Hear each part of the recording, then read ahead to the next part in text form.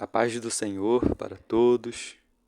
Quero aqui deixar uma palavra de reflexão que se encontra no livro do Apocalipse, capítulo 3, versículo 20. Eis que estou à porta e bato. Se alguém ouvir a minha voz e abrir a porta, entrarei em sua casa e com ele cearei e ele comigo. Palavras do Senhor Jesus, à igreja que estava localizada na cidade de Laodiceia. Cidade de Laodiceia era uma cidade rica, muito próspera. Era uma cidade que tinha as melhores faculdades. Era uma cidade que tinha as melhores indústrias.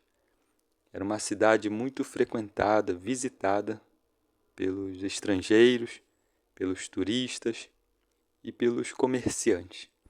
E era nesta cidade que estava a igreja, que foi fundada uma igreja. E essa igreja, ela por algum momento, por algum motivo, por falta de vigilância, de cuidado, de atenção, ela veio a ser influenciada. Ao invés de influenciar os moradores da cidade de Laodiceia, essa igreja foi influenciada. Influenciada de uma tal forma que passaram a deixar Jesus do lado de fora. Essa igreja foi influenciada pelo mundanismo, e quando falo de mundanismo, eu falo de um sistema pecaminoso que rodeava aquela igreja ali na cidade de Laodiceia. Essa igreja ela foi influenciada pela pecaminosidade, foi influenciada, pelos prazeres, pelos desejos que não glorificavam a Deus. E por ela ter sido influenciada, ter se envolvido com o mundo e não estreitado o seu relacionamento com Cristo, essa igreja passou a ser uma igreja desagradável aos olhos de Jesus. Como que nós podemos ver como vamos saber, que essa igreja se tornou desagradável aos olhos de Jesus? É quando lemos aqui no Apocalipse capítulo 3, no versículo 15 ao 16, Jesus falando para essa igreja da seguinte forma: Eu sei as tuas obras, que nem és frio nem quente. Tomara que foras frio ou quente. Assim, porque és morno e não és frio nem quente, vomitar-te-ei da minha boca. Vomitar-te-ei da minha boca. Então aqui Jesus ele está revelando uma condição espiritual desagradável daquela igreja. Qual é a condição? Mornidão espiritual.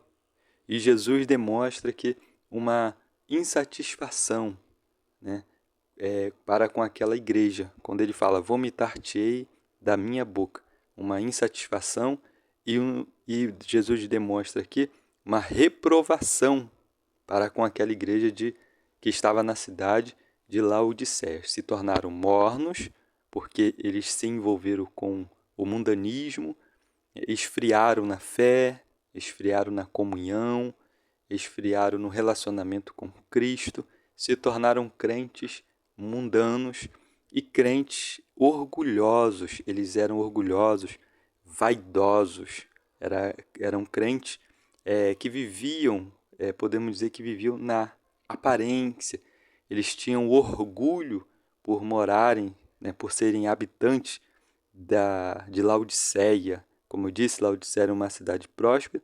Então, os cristãos, que estavam localizados ali, eles passaram a se orgulharem disto, de serem habitantes de uma cidade próspera. E eles foram vencidos por uma certa vaidade, por um certo orgulho.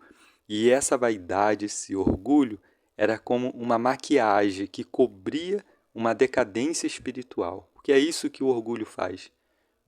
O orgulho, a vaidade, ela é uma espécie de maquiagem que cobre uma decadência espiritual.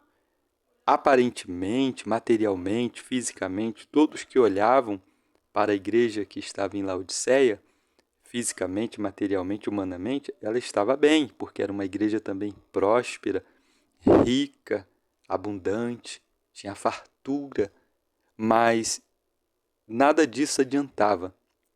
Por que não adiantava? Porque o mais importante eles não tinham, que era a pessoa do Senhor Jesus. Eles colocaram Jesus para fora, porque eles passaram a priorizar mais os seus desejos pecaminosos, as luxúrias da cidade, a vaidade, o orgulho, passaram a priorizar mais a prepotência.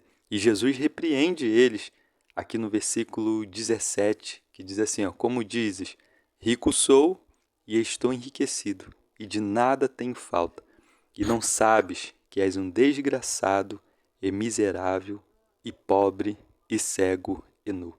Isso indica um orgulho espiritual. Eles se orgulhavam, mas espiritualmente eles estavam maus. Como Jesus fala, e não sabes que és um desgraçado e miserável,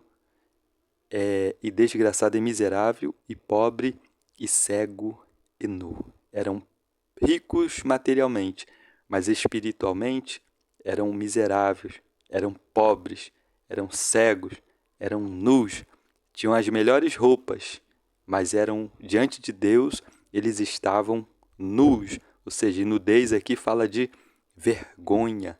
E Jesus vai falar, vai dar um conselho para que eles pudessem ser restaurados. Jesus estava na porta batendo. Eis que estou à porta e bato. Mas nos dois versículos anteriores, que é o versículo de número 18 e 19, Jesus vai chamar aquela igreja para que a igreja abrisse a porta. Né? E o caminho para abrir a porta é isso aqui, ó, no versículo 18 e 19. Aconselho-te que de mim compres ouro provado no fogo, para que tenha riquezas, e vestes brancas para que te vistas, e não apareça a vergonha da tua nudez, e que unjas os olhos com colírio para que vejas. Eu repreendo e castigo a todos quantos amo. Sê, pois, zeloso e arrepende-te. E arrepende-te. Aqui está o caminho para abrir a porta para Jesus voltar. É o caminho do arrependimento e da prioridade. Aqui no versículo 18, Jesus está falando, aconselho-te que de mim compres ouro provado no fogo, para que te enriqueças espiritualmente, e vestes brancas, para que te vista e não apareça a vergonha da tua nudez, e que unja os olhos com colírio para que veja. Então aqui, Jesus está falando de prioridade. Aquela igreja priorizava a riqueza da cidade, priorizava os seus luxos, as suas próprias vontades, os seus desejos. E enquanto isso, Jesus estava do lado de fora. A prioridade já não era mais Jesus, porque Jesus estava do lado de fora batendo, e Jesus mostra o caminho para que eles pudessem abrir a porta. Prioridade e arrependimento. Sê, pois, zeloso e arrepende-te. E aí no versículo 20, eis que estou à porta e bato. Se alguém ouvir a minha voz, se arrependendo, priorizando, e abrir a porta, entrarei em sua casa, em sua vida, e com ele cearei e ele comigo. Jesus está falando, se alguém se arrepender, confessar os seus pecados, se arrepender, passar a me priorizar, eu entrarei novamente na vida dessa pessoa e vou restaurá-la. E ela passará a desfrutar novamente de uma alegria espiritual a qual só eu posso dá-la. E, irmãos, isso está registrado para o nosso ensino, para o nosso alerta, que assim como aconteceu com a igreja de Laodiceia, que não vigiou e foi influenciada pelo mundanismo, pelo sistema pecaminoso que a rodeava, hoje também devemos estar atentos. Pode acontecer conosco hoje. Pode acontecer conosco hoje. E a Bíblia diz que aquele que está em pé, vigie para que não caia. E devemos estar atentos para não cairmos, como a igreja de Laodiceia caiu numa mornidão espiritual muito grande, muito profunda. E devemos estar vigilantes para que não venhamos nos conformar com o sistema pecaminoso, né, que nos rodeia, como Paulo fala em Romanos 12. E não vos conformeis com este mundo, mas transformai-vos pela renovação do vosso entendimento. O que é se conformar? É entrar no modelo desse sistema pecaminoso. É se conformar, entrar no modelo, né, de um sistema imoral, corrupto, um sistema que é anti-Deus, que é anti a palavra de Deus, né? Um sistema que é contra a palavra de Deus. Devemos vigiar para não sermos influenciados e não entrarmos no modelo desse mundo, chegar a ponto de nos tornarmos também crentes mornos. E o apóstolo Tiago, na sua carta, no capítulo 4, no versículo 4, ele diz assim: adúlteros e adúlteras, não sabeis vós que a amizade do mundo é inimizade contra Deus? Portanto, qualquer que quiser ser amigo do mundo constitui-se inimigo de Deus. Tiago, capítulo 4, versículo de número 4. Então, aqui nós podemos ver que uma vida de parceria com o mundo significa perder, né, a presença e as promessas de Deus. Então, que possamos, irmãos, manter a nossa parceria com Cristo, que possamos manter a nossa parceria com Deus, que possamos cultivar a cada dia o nosso relacionamento com o Senhor, para não nos tornarmos pessoas mornas diante de Deus, pessoas desagradáveis, pessoas que não agradam ao Senhor, como aquela igreja de Laodiceia se tornou, né? Mornas, e Jesus falou: vomitar-te-ei da minha boca.